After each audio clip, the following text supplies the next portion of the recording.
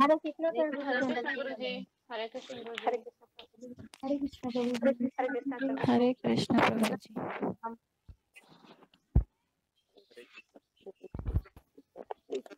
ओम अज्ञानतिमिरान्धस्य ज्ञानाञ्जनशलाकया चक्षुरुन्मीलितं येन तस्मै हरे कृष्ण श्री कृष्ण चैतन्य प्रभु नित्यानंद श्री अद्वैत गदाधर श्रीवासादि गौरभक्तवृंद।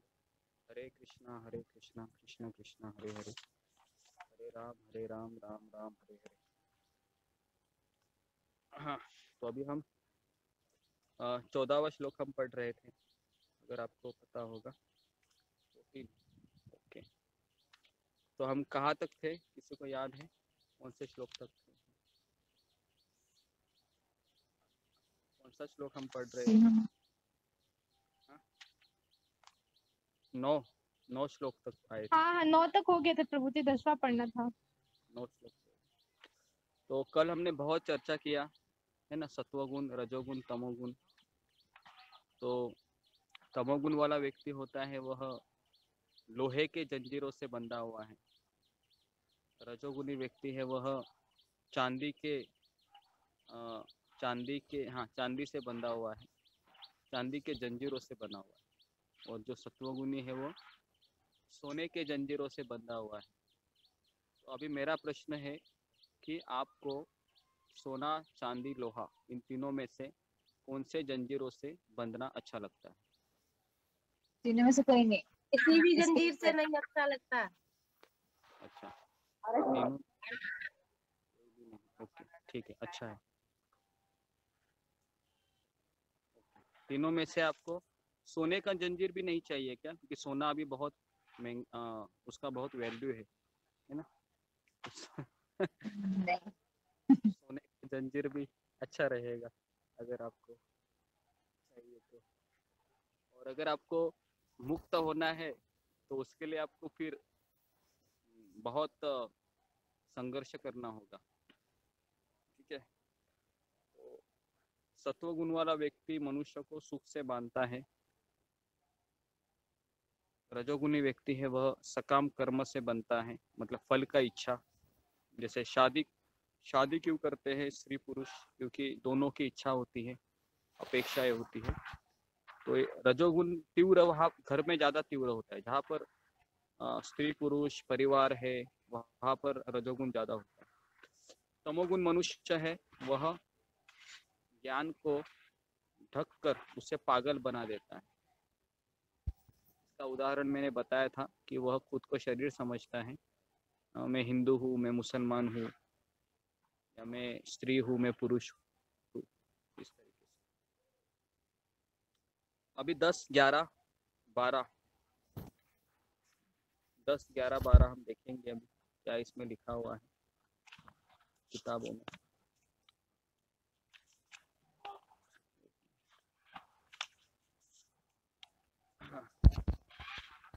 तो 10, 11, 12, 13 में एक गुण की प्रधानता की पहचान कैसे हम पहचानेंगे, कौन सा गुण प्रोमिनेंट है।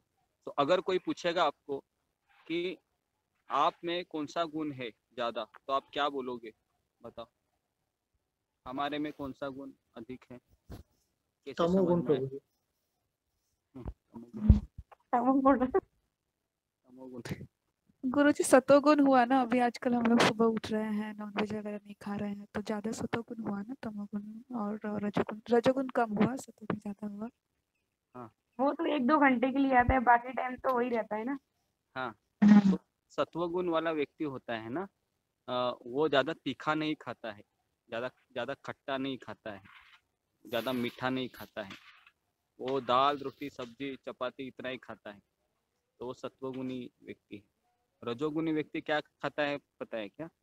रजोगुणी व्यक्ति को ज्यादा तीखा, नमकीन, खट्टा, मीठा, तीखा, ज्यादा खट्टा मीठा, मसालेदार। तीखा, मसालेदार, जिसमें है ना वड़ा पाव, पता है वड़ा पाव, वो मिर्ची खाने के बाद उसको कैसा लगता है, तो ऐसा खाना उसको ज्यादा अच्छा लगता है। और तमोगुणी व्यक्ति है, उसको कौन सा खाना अच्छा लगता है? जो बासी खाना होता है, हाँ। बासी खाना, जो जिसमें दुर्गंध आती है, या नॉनवेज है, तो ऐसा चीज तमोगुणी व्यक्ति को अच्छा लगता है। ठीक है, ये हो गया हमको। और प्रसाद होता है जो भगवान को अर्पण किया हुआ, वह 3 गुणों से ऊपर होता है, इसके लिए हमको प्रसाद ही खाना चाहिए। तो अगर आप बाहर जाते हो शादी में या आप ट्रेन का सफ़र करते हो, अ, तब आप क्या करेंगे फिर, क्योंकि भूख तो आपको लगेगी ना। तो इसके ऊपर आप क्या उपाय सोचे हैं कभी, फ्रूट। बताइए। हरे कृष्ण गुरु जी, नतमस्तक को प्रणाम। आपने बताया था कि अगर हम कभी भी शादी ब्याह या किसी चीज में भी जाते हैं तो घर से प्रसाद लेके जाना चाहिए।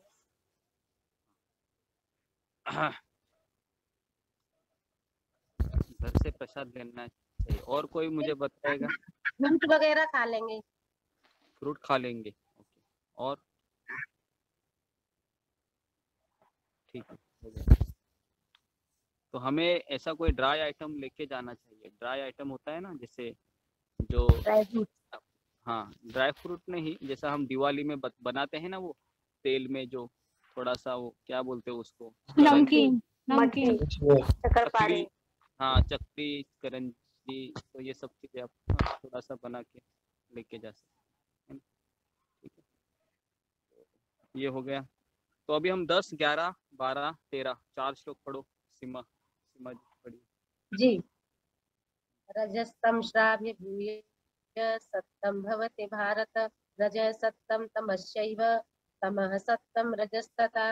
हे भरतपुत्र, कभी कभी सतोगुण रजोगुण तथा तमोगुण को परास्त करके प्रधान बन जाता है, तो कभी रजोगुण सतोगुण तथा तमोगुणों को परास्त कर देता है, और कभी ऐसा होता है कि तमोगुण सतोगुण तथा रजोगुणों को परास्त कर देता है। इस प्रकार श्रेष्ठता के लिए निरंतर स्पर्धा चलती रहती है। सर्वद्वारेषु देहे यस्मिन् प्रकाश उपजायते, ज्ञानं यदा यदा विद्याद्विवृद्ध सत्तमयुक्त। सतोगुण की अभिव्यक्ति को तभी अनुभव किया जा सकता है जब शरीर के सारे द्वार ज्ञान के प्रकाश से प्रकाशित होते हैं। लोभ प्रवृत्ते प्रारंभ कर्मणाम शमः स्त्रः, रजस्य त्यान जायन्ते विवृते भरतवर्षभ। हे भरतवंशियों में प्रमुख, जब रजोगुण में वृद्धि हो जाती है तो अत्यधिक आसक्ति, सकाम कर्म, गहन उद्यम तथा अनियंत्रित इच्छा एवं लालसा के लक्षण प्रकट होते हैं। अप्रकाशो प्रवृत्तिश्च प्रमादो मोह एव च, तस्मै तान् जायन्ते विभ्रते कुरु नंदन। तब तमोगुण में वृद्धि हो जाती है तो हे कुरुपुत्र, अंधेरा, जड़ता, प्रमत्तता तथा मोह का प्राकट्य होता है। ओके, ठीक है। तो अभी देखिए 10वां श्लोक हमने पढ़ा, रजस्तम च अभिभूय सत्वम भवति भारत। भवति मतलब प्रधान, मतलब कभी कभी सतोगुण है वह रजोगुण और तमोगुण को परास्त करता है।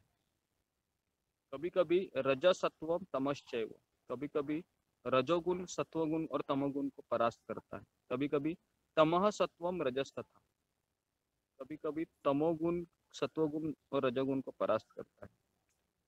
तो इसके लिए निरंतर स्पर्धा चालू होती है। अभी मैं आपको उदाहरण देता हूँ कि कैसे पता चलेगा मैं कौन से गुण में हूँ। तो अभी मान लो आपको जोरों से भूख लगी है और मैंने आपको आपके सामने 4 प्लेट रखा है। एक प्लेट में दाल रोटी सब्जी चपाती है जो भगवान को भोग लगाया हुआ है। दूसरे प्लेट में दाल रोटी सब्जी चपाती है आपका मनपसंद, भिंडी का सब्जी है, आलू का सब्जी है, लेकिन वो भगवान को भोग नहीं लगाया है। और एक प्लेट है जिसमें वड़ा पाव और एकदम तीखा खाना है जो आपका मनपसंद है, मसालेदार है, मीठा भी है उसमें। और तीसरा है जो नॉनवेज का प्लेट है। तो ये 4 प्लेट हम जब देखते हैं और आपको जोरों से भूख लगी है ना, तो जिस थाली को आप चूज करेंगे वह आपका गुण रहेगा। समझ में आ रहा है क्या? इसके लिए ये सत्वगुण, रजोगुण, तमोगुण, ये 3 गुण हमारे ऊपर तो हावी रहते ही है, लेकिन हमारी इच्छा है ना, अगर हमारी इच्छा है और हमारे पास बुद्धि है और हमारे पास सत्संग है, हमारे जीवन में, तो हम ऐसा निर्णय लेंगे जिसके द्वारा हमको कर्म बंधन नहीं लगेगा। तो इसलिए ये 3 गुण हमारे ऊपर हावी होते हैं, लेकिन ये समझना बहुत ज़रूरी है कि अगर हम सत्संग करेंगे, अगर हम भगवत गीता का अध्ययन करेंगे, तो क्या होगा, धीरे धीरे हमारे ऊपर गुणों का प्रभाव कम हो जाएगा। और हम देखते हैं कि आप सुबह देखो, सुबह है ना, खास करके जो 4 बजे का नींद होता है, 3:30 बजे का नींद होता है ना, वो सबको अच्छा लगता है। तो आप में से कितने लोगों को 3:30-4 बजे का नींद अच्छा लगता है, बताइए अभी। मुझे अच्छा नहीं लगता। अच्छा तो सबको अच्छा लगता है, मुझे पता है। आप भले ही बोल नहीं रहे हैं, लेकिन जी 3:30 अच्छा लगता है, सबको ये अच्छा नींद लगता ही नहीं खुलता है। है। हाँ, जी और अच्छा अगर लगता है। हालत में कोई अलार्म बजता है ना, तो हमको ऐसा लगता है कि इंद्र का कोप हो गया मेरे ऊपर, या वज्रपात हो गया, अलार्म बजता है तो इसलिए अभी हम देखते हैं कि जपा टॉक हो रहा है, तो 4 बजे कम से कम 25 लोग आज आए थे, है ना। तो ये दर्शाता है कि आप लोग है वह गुणों के ऊपर आप क्या कर रहे हो अभी, परास्त कर रहे हो रजोगुण, तमोगुण, सत्वगुण को। सुबह आप 3:30 बजे उठते, क्योंकि 4 बजे आना है तो 3:30 बजे उठना होगा, बराबर ना। और मैं देख रहा हूँ कि 3:30 बजे लोग आते हैं, उठते हैं और आते हैं। तो ये एक, लेकिन अभी क्या हो रहा है ना, सत्वगुण है वह आपके जीवन में रजोगुण और तमोगुण को परास्त कर रहा है। लेकिन अभी 1 हफ्ते के बाद क्या होगा, मैं आपको लिख के देता हूँ।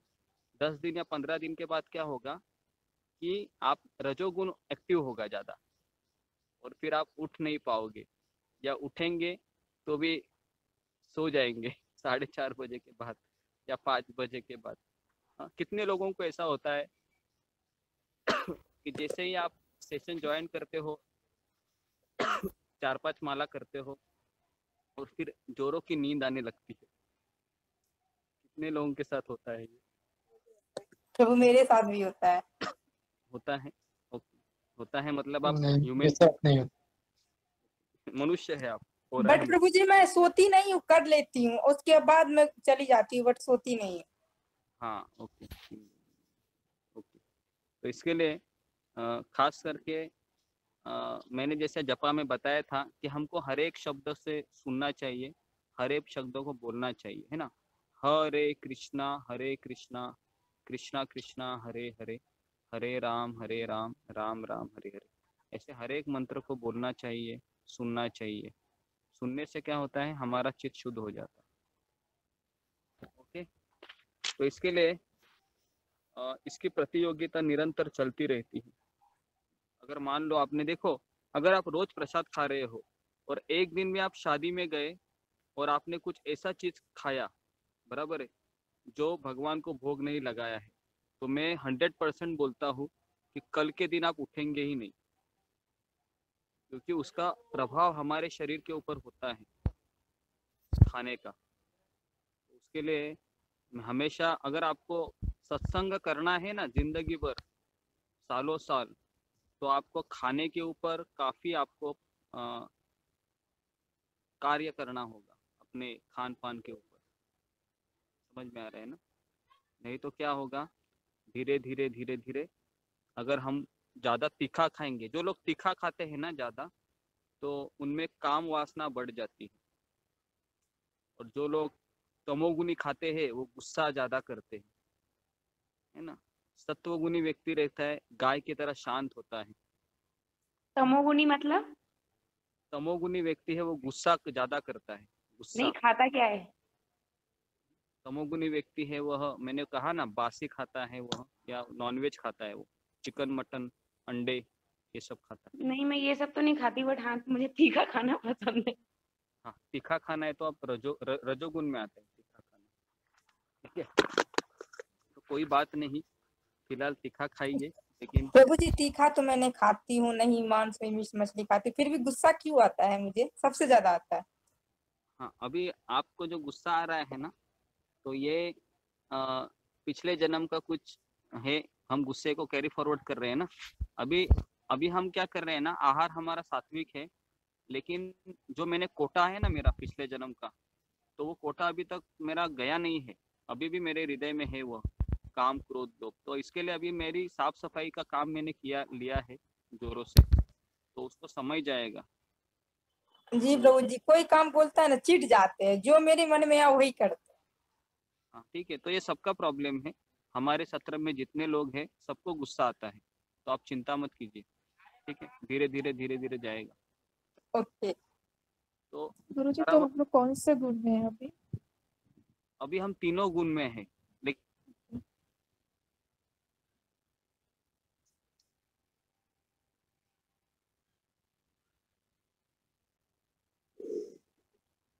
आवाज नहीं आ रही गुरुजी आपकी। आवाज आ रही क्या आपको? आवाज नहीं आ रही। अभी आ रही? आ रही गुरुजी। तो अभी हम शुद्ध सत्व के गुण में हैं। लेकिन मान लो कि अगर आप ट्रैवलिंग कर रहे हैं, कुछ कार्य कर रहे हैं और कथा भी सुन रहे हैं, है ना, तो यहाँ पर मुझे ऐसे लोग दिखाई दे रहे हैं जिनका कैमरा बहुत ज़्यादा हिल रहा है और वह सुन भी रहे हैं। तो इससे क्या होता है कि हम शुद्ध सत्व की अवस्था को प्राप्त नहीं कर पाते, क्योंकि हमारा ध्यान दोनों जगह पर है। तो उसके लिए क्या होता है कि हम 3 से 4 में भले ही प्रवचन चल रहा है, लेकिन ये आपके ऊपर ये निर्भर करता है कि आप उसको कितना रिसीव कर पाते हैं। तो इसके लिए मैं यहाँ पर बता रहा हूँ और आप रिसीवर एंड में हो, है ना। जितना आप उसको रिसीव करोगे अच्छे से, ध्यान लगाकर, आंखें बंद करके, उतना आपके जीवन में वो ज़्यादा प्रभाव करेगा। और जितना आप सोचोगे कि अभी मुझे काम भी करना है, क्योंकि है ना, घर के भी सारे जिम्मेदारियां होती हैं, तो मैं ये भी कार्य करूँगी और मैं ये भी कार्य करूँगा। तो इसमें क्या होगा, आप पूरा उसको न्याय नहीं दे पाओगे दोनों में से किसी भी एक को। तो इसके लिए अभी हम शुद्ध सत्व में हैं। अगर आप हर एक शब्द को सुन रहे हैं, क्योंकि मैं भी हर एक शब्द बोलने के पहले मैं ऐसे ही नहीं बोलता हूँ, मुझे भी सोचना पड़ता है कोई भी शब्द बोलने के पहले। गलत शब्द चला गया तो फिर प्रॉब्लम होगा। तो इसके लिए अगर आप सही भावना से, प्रभु जी आवाज कट रही है आपकी। फिर आप